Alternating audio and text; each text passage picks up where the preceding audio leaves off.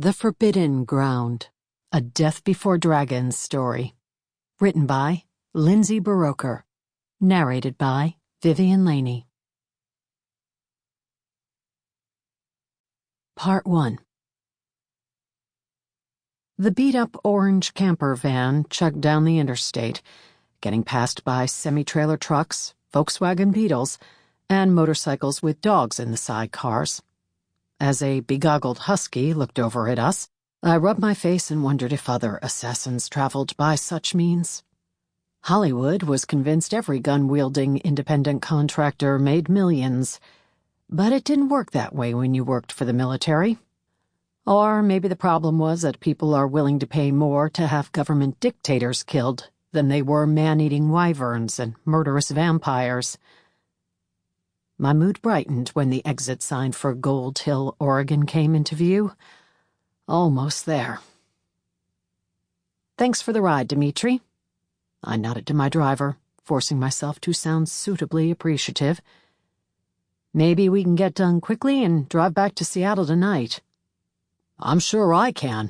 I just have to pick up some dirt."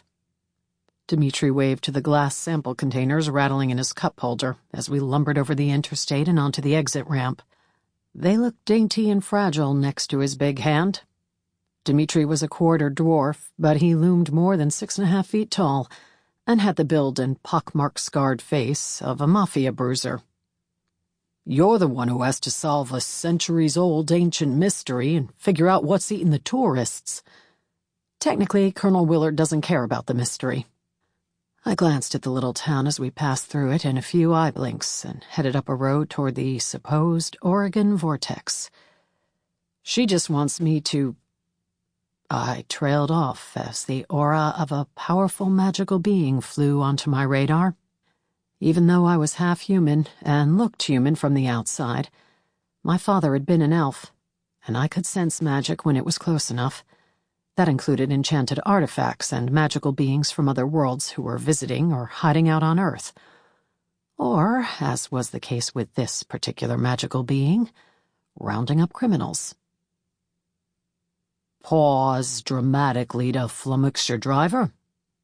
Dimitri glanced over at me. "Sorry, I sense Zav." "Your dragon buddy?" Dimitri grimaced. "What's he doing down here?" "He's not so much a buddy as a sometimes ally in the hunt for bad guys who have committed crimes here on Earth." "Didn't you say you kissed him in a hot tub once?" "No, I did not." He'd kissed me. Sample complete. Ready to continue?